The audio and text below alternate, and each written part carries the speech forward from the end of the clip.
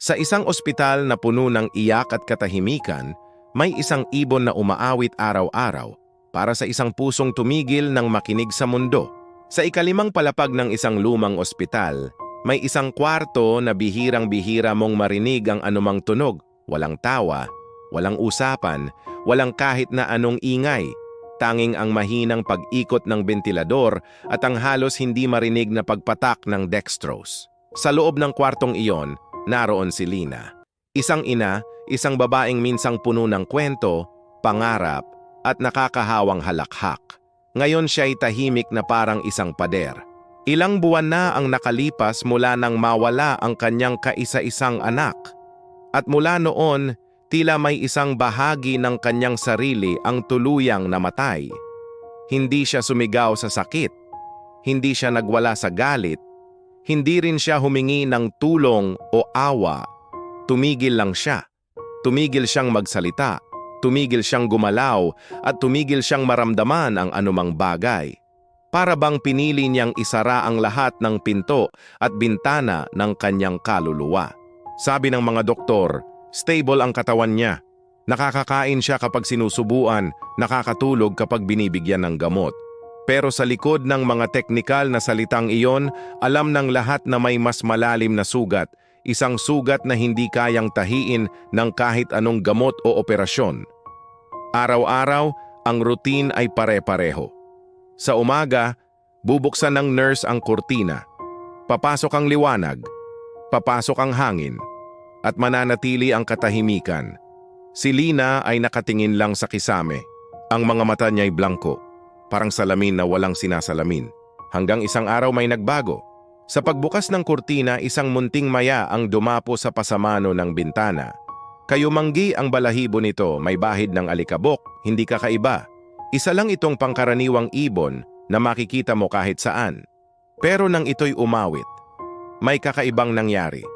Hindi ito isang engrandeng awit. Hindi rin ito perpektong tono. Ngunit ito'y malinaw.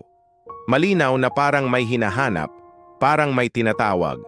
Isang simpleng huni na bumiyak sa nakabibinging katahimikan ng kwarto. Pagkatapos ng ilang sandali, lumipad ito palayo. Ngunit kinabukasan, sa parehong oras, bumalik ito.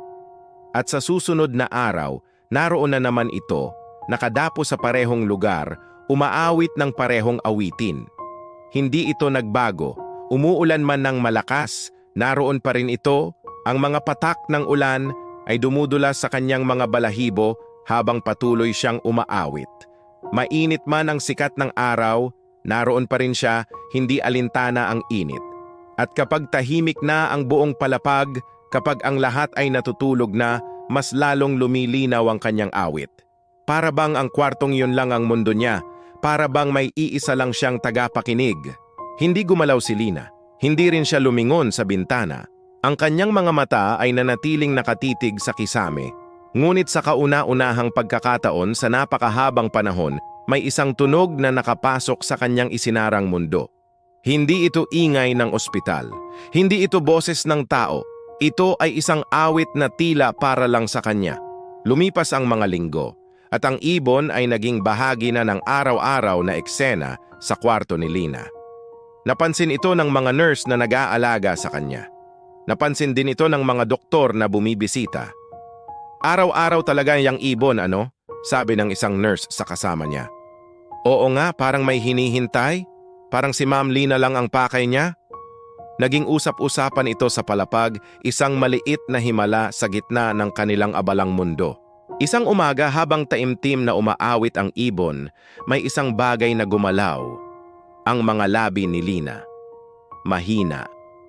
Nanginginig. Parang isang taong natatakot na marinig ang sarili niyang tinig matapos ang mahabang pananahimik. At sa isang bulong na halos hangin lang ang nakarinig, sinabi niya, "Bakit? Bakit ka pa rin bumabalik?" Natigilan ng nurse na nag-aayos ng kanyang higaan. Ang doktor na nag-check ng kanyang vitals ay napatingin, lahat ay nagulat. Sa unang pagkakataon, nagsalita si Lina. Tumingin sila sa bintana. Ang ibon ay tumagilid ang ulo, na para bang narinig at naintindihan ang tanong. At pagkatapos, imbis na tumigil, mas lumakas pa ang kanyang awit. mas naging porsigido, mas naging puno ng buhay. Hindi ito umalis, hindi rin ito tumigil. At doon, sa loob ng puso ni Lina, sa gitna ng makapal na pader ng lungkot na kanyang itinayo, may isang maliit na bitak na nabuo. Kinabukasan, may isa pang sorpresa. Humiling si Lina ng isang bagay. Sa mahinang tinig, sinabi niya sa nurse, "Pwede bang buksan ang bintana?" Sa pagbukas ng bintana, pumasok ang sariwang hangin. Kasabay nito, ang awit ng ibon na mas malinaw at mas malapit na ngayon. Mula noon, hindi na lang sa kisame nakatingin si Lina. Tinitingnan na niya ang bintana.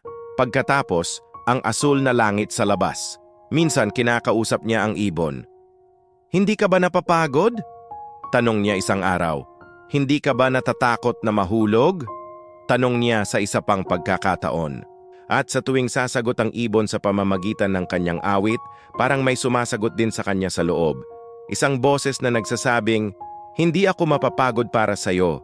Isang boses na nagsasabing, "Hindi ako natatakot dahil nandito ako para sa'yo." Lumipas ang mga buwan. Ang maliit na bitak sa puso ni Lina ay unti-unting lumaki. Nagsimula siyang ngumiti, hindi malaki, pero totoo. Isang ngiting umaabot sa kanyang mga mata. Nagsimula siyang bumangon at maglakad sa loob ng kwarto. Pagkatapos, sa hallway.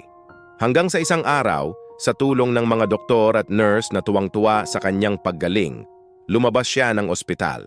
Muli niyang naramdaman ang sikat ng araw sa kanyang balat, ang ihip ng hangin sa kanyang mukha. Nasa bahay na siya. Araw-araw, binubuksan niya ang bintana, umaasang marinig ang pamilyar na awit. Ngunit isang umaga, hindi na dumating ang ibon. Tahimik ang bintana. Hinintay niya buong araw.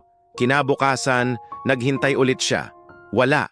Ngunit sa pagkakataong iyon, hindi na masakit ang katahimikan. Hindi na ito nakakabingi. Dahil sa loob ni Lina, may natira ng awit. Isang awit ng paghinga. Isang awit ng pag-asa. Isang awit ng buhay na muling natagpuan. Hindi na bumalik ang ibon. Siguro, tapos na ang misyon niya. Siguro, may iba na siyang kailangang awitan. Pero hindi na iyon mahalaga. Dahil natutunan ni Lina kung paano muling umawit para sa sarili niya. Minsan sa buhay, hindi natin kailangan ng malalaking solusyon o komplikadong kasagutan. Minsan, ang kailangan lang natin ay isang nilalang na handang manatili.